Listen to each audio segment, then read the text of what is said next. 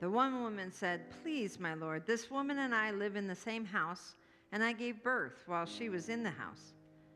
Then on the third day after I gave birth, this woman also gave birth. We were together, and there was no one else in the house with us. Only the two of us were in the house. Then this woman's son died in the night because she lay on him.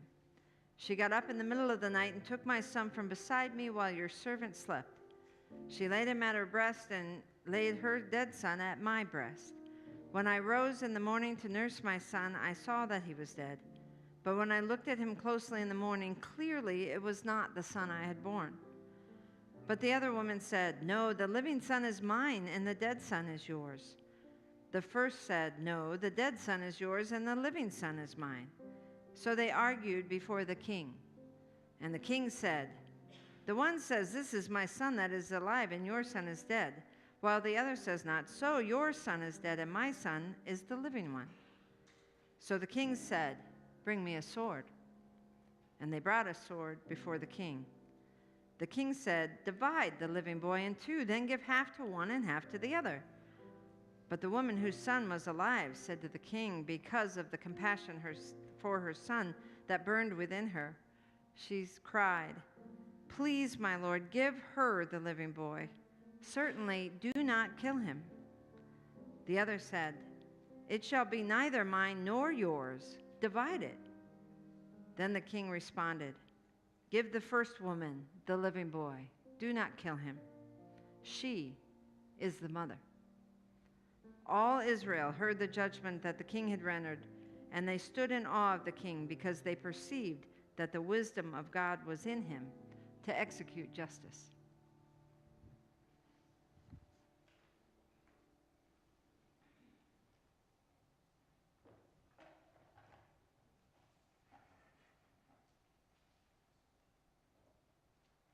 Don't worry, I'm not going to sing to you.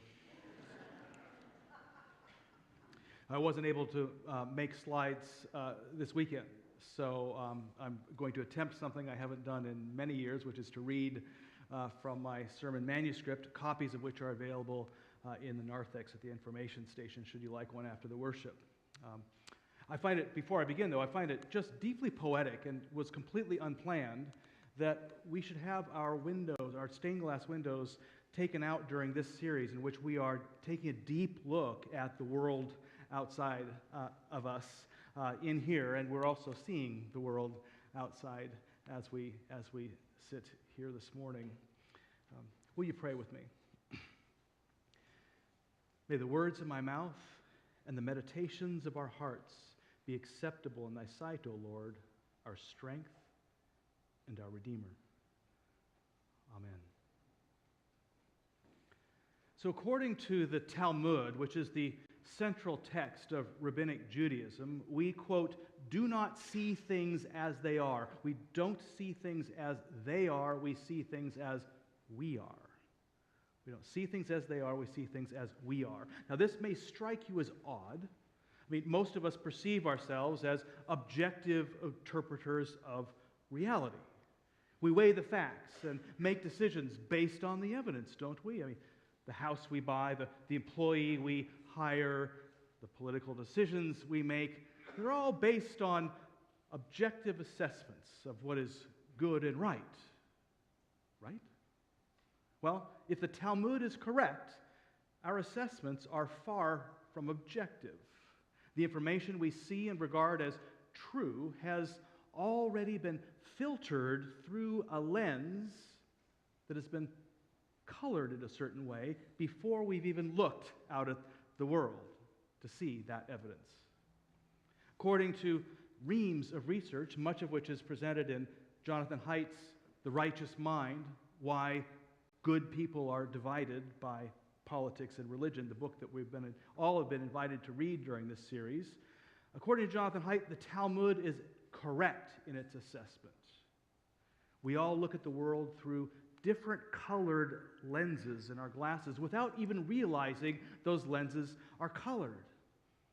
When we look out at the world, we may think we're all seeing the same thing, and in a sense, we are, but we're interpreting that world differently according to the lenses we're wearing. Some might wear pink-colored lenses and others blue-colored lenses. They all highlight different things that we think the other is seeing, but they may be invisible depending on that color. So our interpretation, using those lenses has started even before we opened our eyes. So is it any wonder that some people can see a glass half full and people can see the glass half empty? It's about who they are, not how it is necessarily. Now, if you know this kind of lens coloration is happening, then you can adjust. You can say, okay, not everybody sees this, so how can I slip on a pair of another color and try to see the world as they do? So maybe we could perceive them as not being idiots for disagreeing with us or interpreting things differently. Of course, if you think that you are looking through glasses that are crystal clear, seeing the world just as it really is, well, welcome to America 2018, where everybody thinks they're seeing the facts, but not necessarily the same facts. Now, this difference of coloration has something less to do with what we see as what we feel in our guts. We all know that if we wake up in the morning angry and resentful, well, how is the rest of our day likely to go? It's not predetermined that way, but wouldn't you rather wake up happy and excited if you're wanting to have a good day, right? So it's really about a feeling thing, a gut thing that influences the facts we observe. It changes our perception of what's really going on around us. As Haidt puts it, those feelings, emotions, and intuitions are kind of like an internal elephant, okay? We have an elephant inside all of us, and we also have an elephant rider, which is our intellect, our rational and logical mind. And we like to think that elephant rider is always in control. It's steering the show. But as any person who's ever ridden an elephant can tell you, if the elephant sees something on the right it wants to chase after, you're all going right, no matter what the elephant rider is saying. Or if the elephant is spooked by something on the right, you're all going left, regardless of whether that thing is real or not. The elephant is guiding the show, not the elephant rider, far more often than we might think. The Talmud knows this. Jonathan Haidt knows this. And for better or worse, marketing agencies know this, as well as political consulting groups. They know that if you can trigger someone's emotions right off the bat, the chances are quite high that you can predispose them to lean in a certain direction. You're not necessarily walking in that direction, but you're leaning in that direction, and every walk begins with a lean, doesn't it? And if you can push that emotional trigger hard enough and consistently enough, you can actually get that elephant not only walking, but running. I mean, you can start a whole stampede, right? Now, one emotional trigger that is unusually effective at getting our internal elephants to get moving is compassion. Compassion. Or what Haidt calls care versus harm. Okay? But the word compassion I like because the word itself signals the power behind it. In Latin, compassion is a combination of the words com and pati. Pati means to suffer, and com means with. So it's to suffer with, to regard someone else's suffering as acutely as if it's your own suffering. Do you think that provides an emotional trigger if you see someone who you have compassion for in harm? Now, the Hebrew Scriptures, their word, which is typically translated in English as compassion, brings this out even more sharply. The word in Hebrew is rachamim, which literally means womb-ish. Okay, womb-ish. What does womb-ish mean? It means to experience the pain of another person as if they are flesh of your own flesh, bone of your own bone, a child of your own bearing, whether they're biologically related to you or not. I think there's an emotional trigger there. I mean, What person full of compassion for some, in this way, a wombishness, whose child is in a burning house, doesn't rush in to save that child? And you can't just sit on the sideline saying, but wait, statistically, there's only a 10% chance you're going to save that child, and there's a 90% chance you will die. Do you think that matters at all? No, that elephant is stampeding into the house. That's what it means to be wombish, to have deep compassion, and also, well, to be triggered.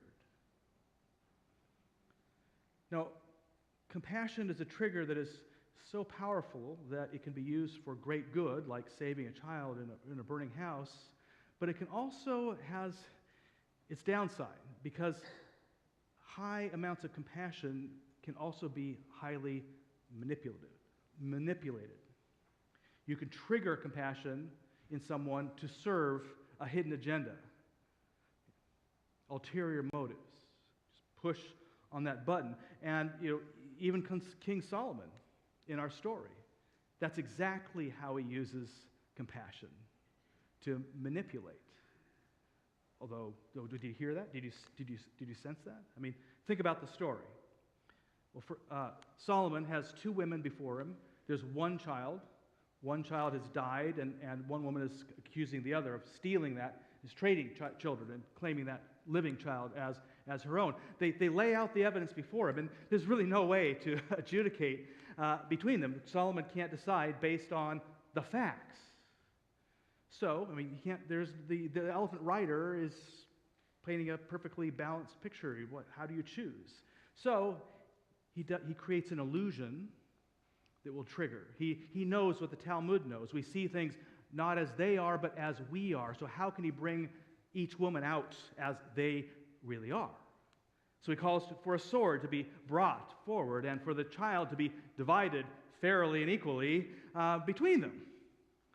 Now, the lying mother, she, faced with the choice between half a child and no child at all, says, okay, do as you say, divide this child. But for the real mother, there's no choice. There could only be a living child. And so her compassion, her wombishness comes out, triggering that internal elephant that stampedes, storms through the gates of heaven and hell, past all logic, all reason, past even that inner revulsion of putting a living baby that is your own into the hands of a lying, cheating baby stealer, crashes through all that, says, hey, give her my child that he may live. Don't kill him. Oh, did I mention that compassion is a powerful trigger? It is one of the most powerful forces on the face of this earth.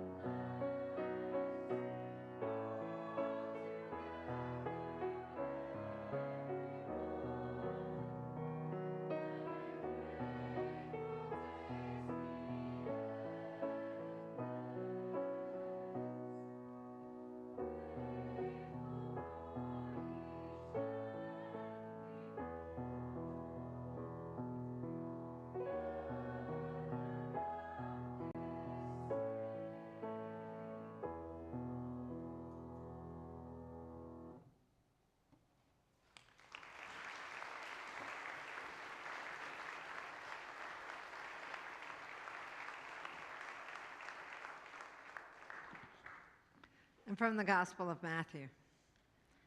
When the Son of Man comes in his glory and all the angels with him, then he will sit on the throne of his glory.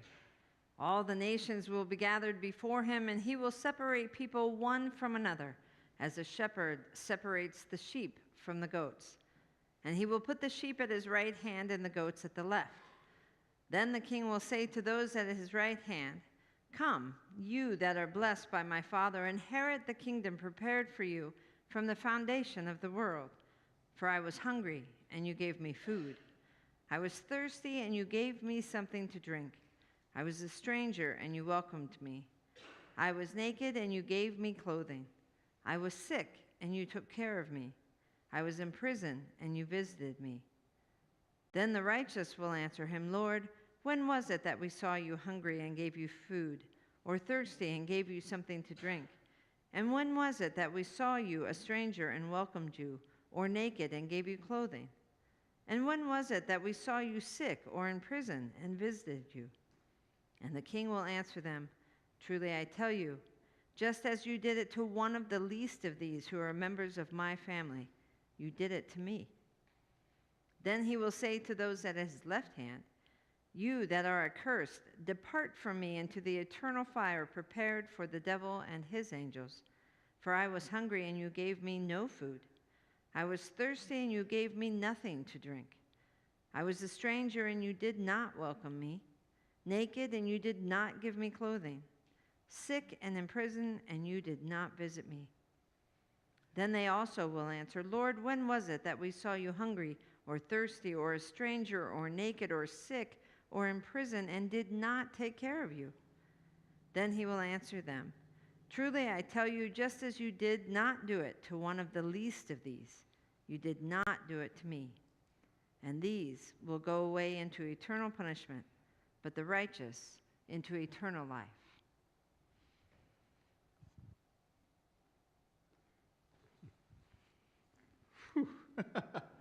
A little fire and brimstone there, huh? This is actually one of just two passages in the Gospels that would seem to directly contradict everything I've preached about there not being a realm of eternal punishment. Even when you look underneath the English at the Greek, it would still suggest some sort of eternal punishment. So either you have to say, well, Jesus didn't actually say it in that way, it was recorded that way, or we're not interpreting it correctly. Maybe there's punishment in eternity, but there's also repentance and forgiveness. Or whatever, however you interpret it, bottom line is, what is very crystal clear is that Jesus is saying, if you're not compassionate, you have no connection to the way of life that I represent. So. Now, the strength of highly compassionate people is that they can accomplish some of the greatest, seemingly impossible acts of kindness and generosity that the world has ever known. These are the sheep that Jesus distinguishes from the goats. They provide food for the hungry, water for the thirsty, clothes for the naked, medicine for the sick. They welcome the stranger. They visit those in prison. In other words, they give a hoot about people in pain. To these sheep, Jesus says, whatever you did to the least of these, who are all members of my family, you've done directly to me. Now, the weakness of these very compassionate sheep is that they can be played. They can be manipulated by those with ulterior motives. Any emotion, really, that can overcome reason and logic, and even a sense of justice, such that a woman would literally place her child in the arms of a lying baby stealer. That's an emotion that can be manipulated for nefarious means as well as good and righteous means. Jesus doesn't want his sheep to be merely compassionate. He also warns us to beware of wolves in sheep's clothing, the manipulators. Now, according to Jonathan Haidt's research and that of many others, our moral decision-making isn't just based on compassion. Compassion is just one of 6 moral values, the morals on the screen, the moral values on the screen. These are all 6 triggers that are universally held throughout the world and across cultures. Coincidentally, or not, they also correspond to the sermons in this series. So last week we dealt with fairness. This week, compassion. The subsequent weeks we'll deal with by the way, compassion, Jonathan Haidt calls caring. What I'm calling freedom from oppression, that's a particular form of what Haidt calls liberty. And then we have loyalty, authority, and sanctity we'll also be dealing with during this series, sanctity being the God thing. Everyone has a taste for these qualities. Only the surprising thing is that our taste for these moral qualities works a lot like our tastes in food. Some people like salty foods over sweet ones. Some people it's the reverse. Some people like salty and sweet together. Others sweet and sour together. Some people don't. Now, you don't say that liking bananas is morally correct while preferring oranges is morally repugnant, do you? You might want to, but that's ridiculous. You choose one flavor over another, one preference over another, simply due to your personal taste. And this taste isn't objective, it's subjective. And this taste is actually formed by a lot of factors, which include your genetics, the culture you were brought up in, and a whole variety of factors that have actually influenced whether you like a banana, prefer a banana to an orange before you've even tasted a banana or an orange. Now, curiously, our moral decisions are based on more subjective taste than objective reason. Now, this isn't to say that it's all just morally relative. In fact, quite the opposite. These 6 qualities on the screens are universally considered good things, and their opposites are universally considered bad things. That's not moral relativism. That's more like absolute lines in the sand. But where we differ is the amount of weight we place on each of these moral qualities when making a moral decision. Each of us has a different weighting of these things, which affects our interpretation of reality. For example, according to Jonathan Haidt, an enormous swath of the American population, which we'll call for the moment Group A, they assign an extremely high value to compassion, more than anything else. Extremely high value to compassion. They also value fairness, this particular subset of fairness, freedom from oppression. And they also value fairness. We've seen fairness as equality. Right? A lot of people, Group A, values these things. Now, this same population assigns a comparatively low value to these other 3, loyalty, authority, and sanctity. So if you're a member, you're outside of Group A and you want to make a moral argument to Group A that is appealing and convincing to them, it does you little good to base your argument on loyalty, authority, and sanctity. It'll be kind of like serving them a dish of white rice on mashed potatoes.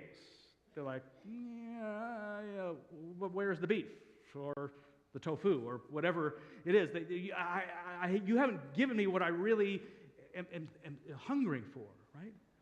Now, within Group A, there's also some who are not merely kind of neutral about loyalty and authority and sanctity, but they're actually negative towards it. They don't disagree with these are important values. They regard them as good values, in fact, but depending on how you interpret the world, they may consider them negative, depending on their experience. For instance, if you are speeding away on a train down a track, and you are aware that an avalanche has taken out the track miles ahead of you, the value of loyalty to the track that the train has been on for years does you little good. The value of authority, judging the authority of the engineer steering the train, is also a negative value if the engineer does not recognize there's a problem ahead. And the value of sanctity, belief in God, that God will protect you all from certain death simply because you're good and right people and God loves you, it kind of falls kind of flat, doesn't it? You kind of want to stop that train. So that's how these values are considered negative. If you perceive that our society is going over a cliff, for instance, because of certain ways that we're operating, then these things tend to be less important to you, even negative, depending on how they're used. Now, on the other hand, there's also another enormous segment of the American population, we'll call them for the moment Group B, that does not privilege one of these moral qualities over the other.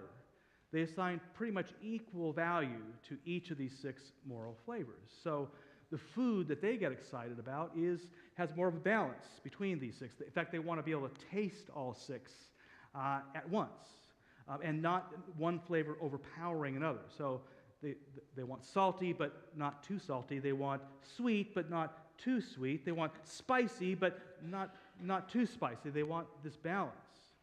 So if these people are presented with a moral argument that champions the values of fairness and compassion and freedom from oppression, but fails to engage these other values, well, it's kind of like being served a Thanksgiving dinner that's made up of turkey, stuffing, steamed beans, but leaves out the gravy, the cranberry sauce, and the pumpkin pie. I mean, that's not Thanksgiving dinner, that's downright un-American, right? They're saying, why are you serving me this dish, this meal? This is not complete. It's making me angry, right? I wanted Thanksgiving. So it doesn't do much good to simply make an argument based on what turns you on. You also need to consider, well, what's important to the other side. Now, I want you to help me out here. Will you take your right hand or your left, depending on whether your right hand or left, and just kind of go like this? Okay, yeah. Let's just kind of pet our elephants for a bit, because I'm about to use the words liberal and conservative in a political sense. So, pet your elephants, okay? No stampeding. Okay, all right, that's good. Now, if any time you want to pet your elephant for the remainder, just do that. It's okay. I'm with you. Okay. Okay, so. You may have already realized by now that Group A roughly corresponds, in broad general terms, to which there are many exceptions, to those who consider themselves politically liberal.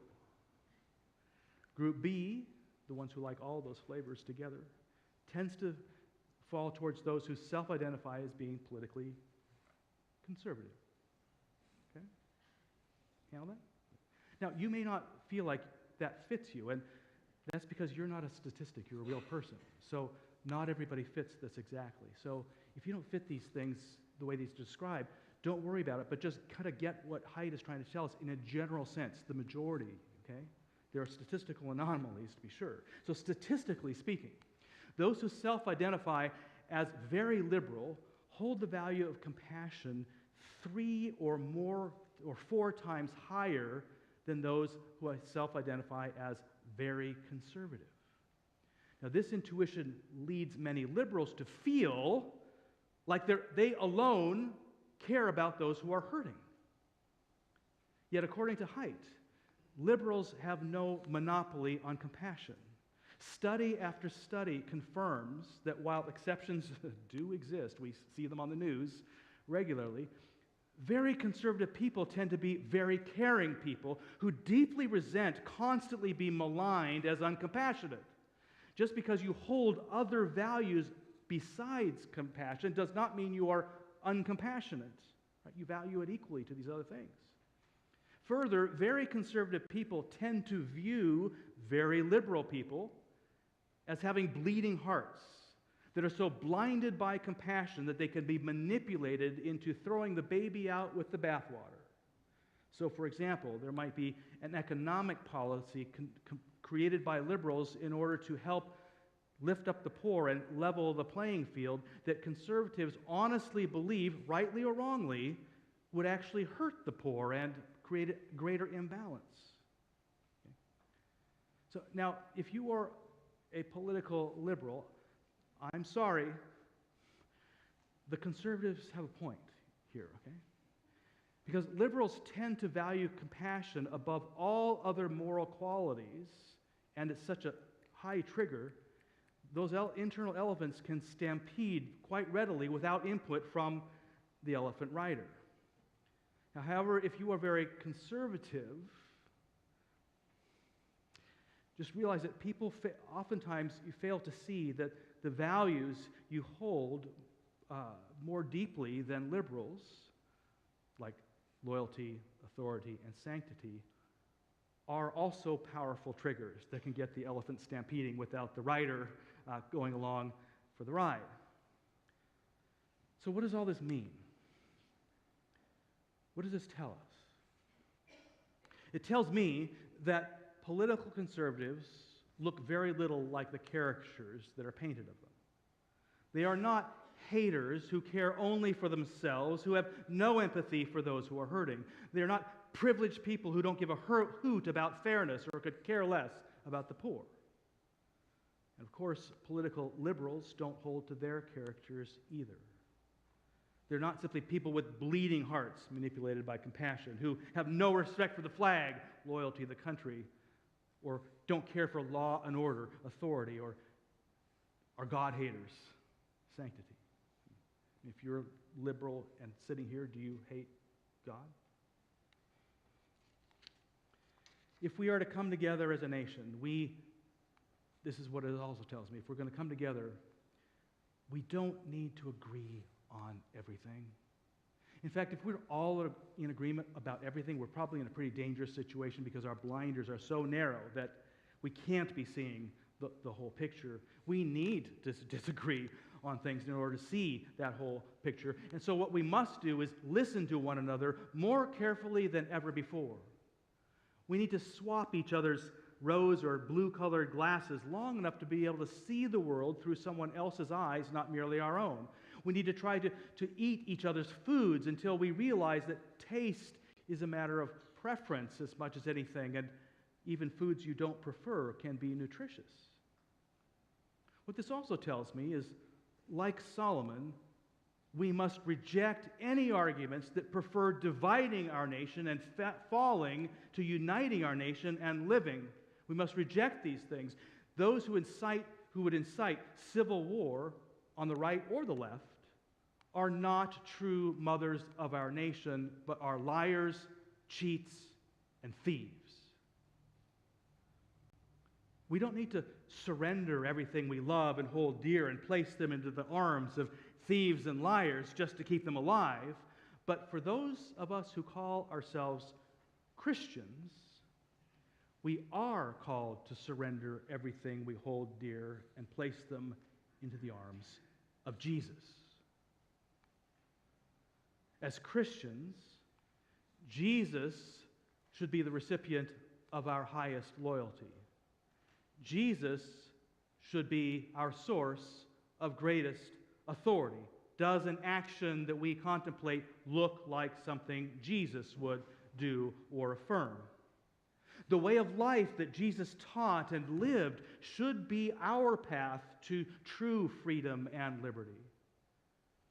Jesus' embrace of the outcast and the downtrodden, the lowest in society, quote unquote, should set the bar for what it means to be equal and fair.